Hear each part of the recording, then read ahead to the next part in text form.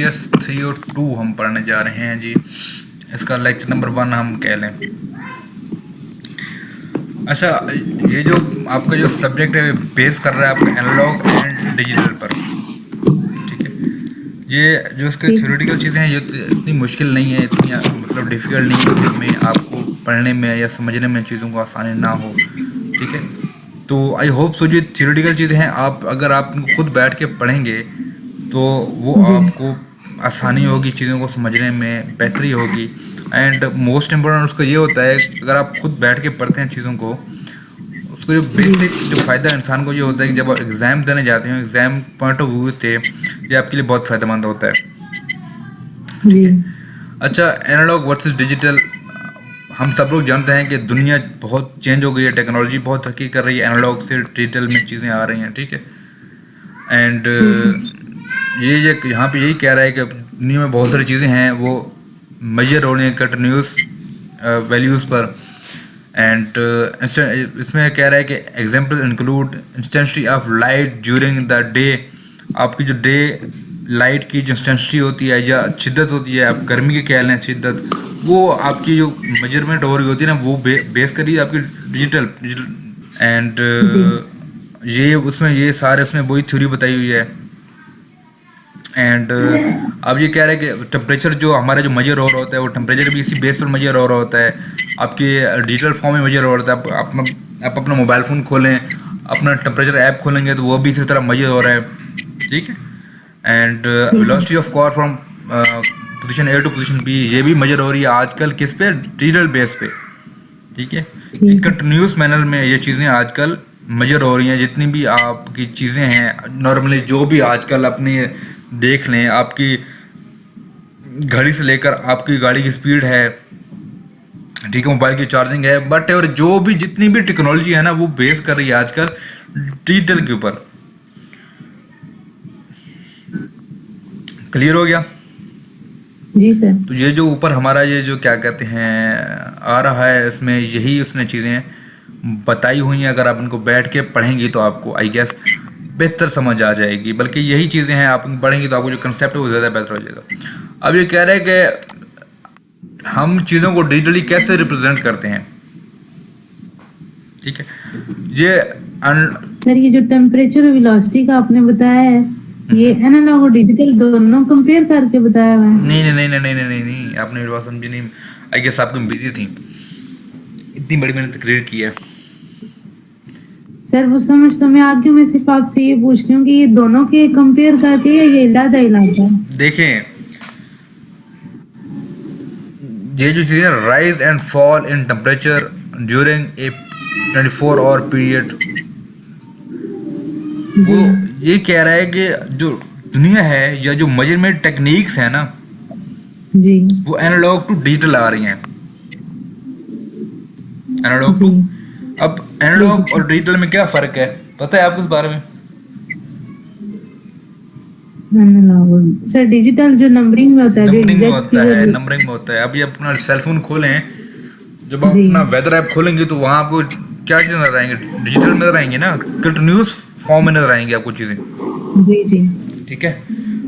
ये same as discrete math में आपने देखा होगा, चीज़ें आपको कंटिन्यूस फॉर्म में मिलती हैं, नज़र आती हैं। तो ये आपका डिजिटली भी कुछ ऐसा ही आपका सिस्टम होता है, आपको चीज़ें कंटिन्यूस मिनट्स में आपको जब मेजरमेंट करते हैं चीज़ों की, ठीक है, तो उसको जी हम कहते हैं डिजिटलाइजेशन, ठीक है। ठीक हो क्या। आगे जाऊँ मैं अब यहाँ से। जी सर पढ़ाएं। अब ये कह रहा है कि हम चीज़ों को जो कंटिन्यूटी जो हमारी होती हैं हमको डिजिटल फॉर्म में कैसे रिप्रेजेंट करते हैं। तो ये वो सारी इसमें चीज़ें बताई हुई हैं, मैं आपको ये थोड़ा समझा देता हूँ। नीचे आ जाए ज़रा 1 मिनट। अब जहाँ पे आएंगे, ये कह रहा है कि अगर हम कोई भी सिग्नल है उसको हम डिजिटली रिप्रेजेंट करना चाह रहे हैं तो किस तरह जी करेंगे। जो लेट से हमारे पास 15 सिग्नल सैंपल्स हैं, ठीक है, जी हमारे पास 15 सिग्नल सैंपल हैं, तो हम उसको किस तरह रिप्रेजेंट करेंगे इन the form of digital in equal interval. वो कह रहा है कि set of values from 1 to 22 measure at the sampling points represent the continuous signal, ठीक है। Thus G 15 symbol do not exactly represent in the original signal but only approximates the original continuous signal. ठीक है, ये कह रहा है कि जो हमारे पास जो सैंपल्स हमने नोट किए या क्या कहते हैं सैम्पलिंग की ना, वो एग्जैक्ट नहीं है।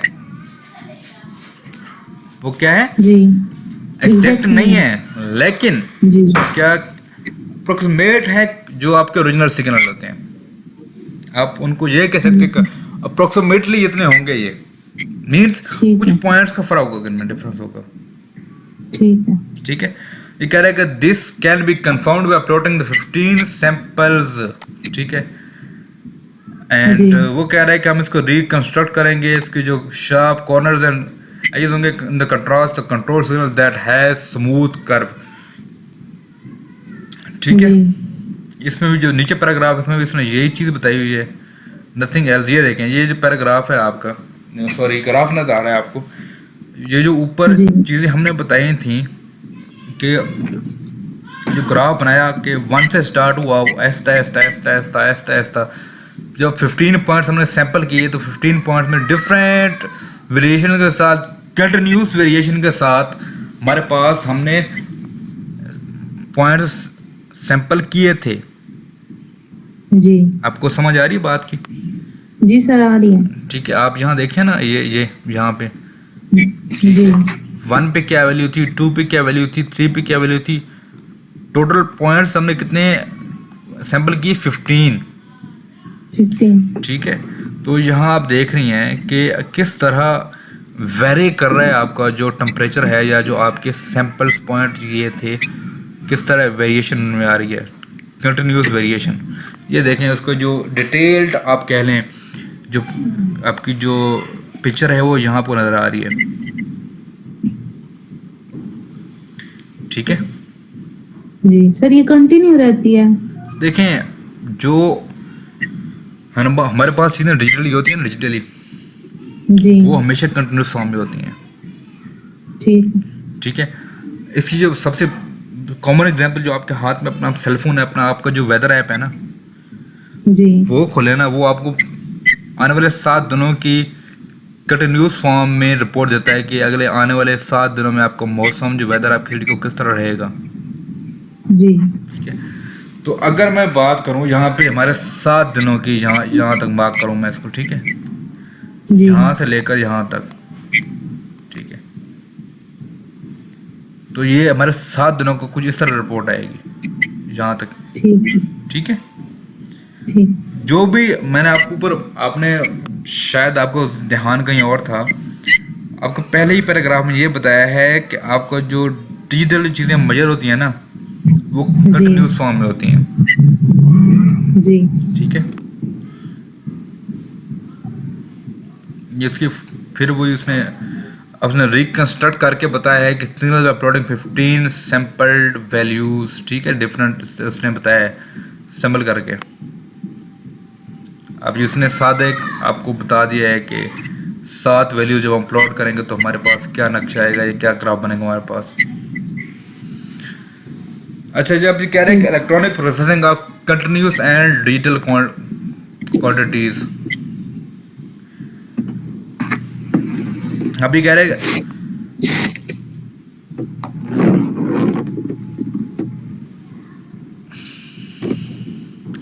अच्छा, अभी कह रहे हैं कि हम जो हमारी जो इलेक्ट्रॉनिक प्रोसेसिंग होती है ना, या वो कंटिन्यूस एंड डिजिटल क्वांटिटीज, वो एनालॉग फॉर्म में होती हैं या डिजिटल फॉर्म में होती हैं। ठीक है, अब आपको एनालॉग इलेक्ट्रॉनिक सिस्टम है, this system accept and process continuous signals in the form of continuous voltage और करंट सिग्नल। जो आपका एनालॉग इलेक्ट्रॉनिक सिस्टम है वो एक्सेप्ट करता है कंटिन्यूस सिग्नल को, जो होते हैं कंटिन्यूस वोल्टेज या करंट सिग्नल्स की फॉर्म के अंदर। ठीक है, ठीक है, ये अब कह रहे हैं कि the continuous quantities are converted into continuous voltage or signal by the transducers।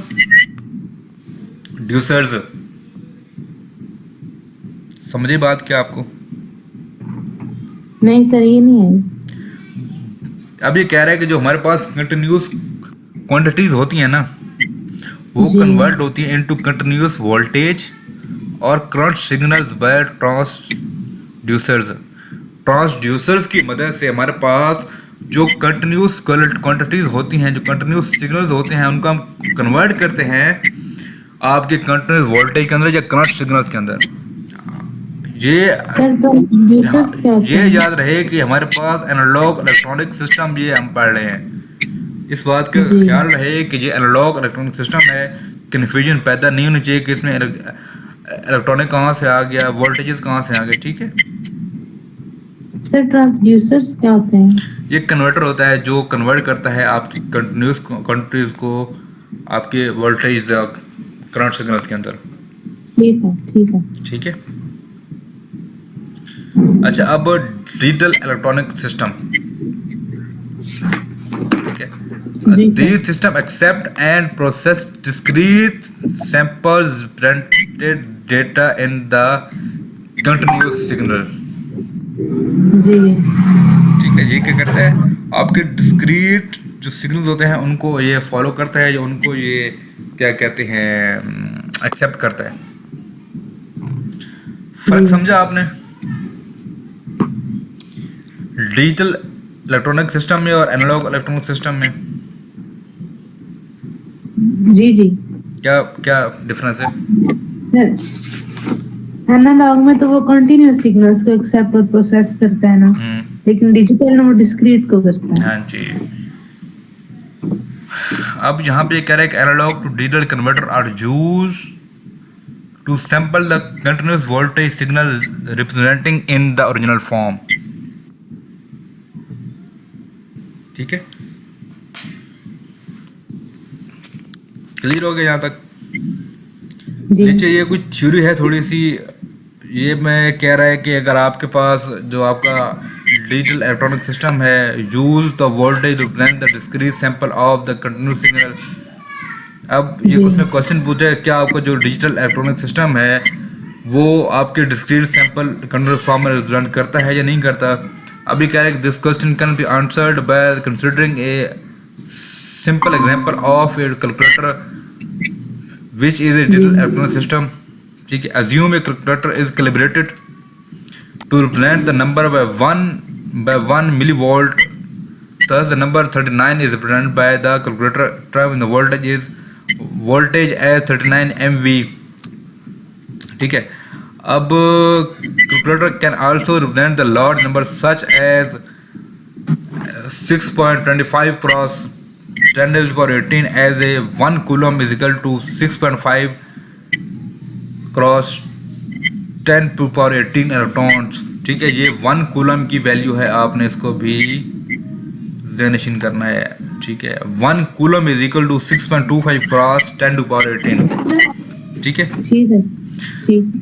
The value in the term of volts is 6.25 cross 10 to 15 volts, thus this voltage can not be particularly represented by the electronic system, thus the digital system do not use discrete sample to represent as voltage values।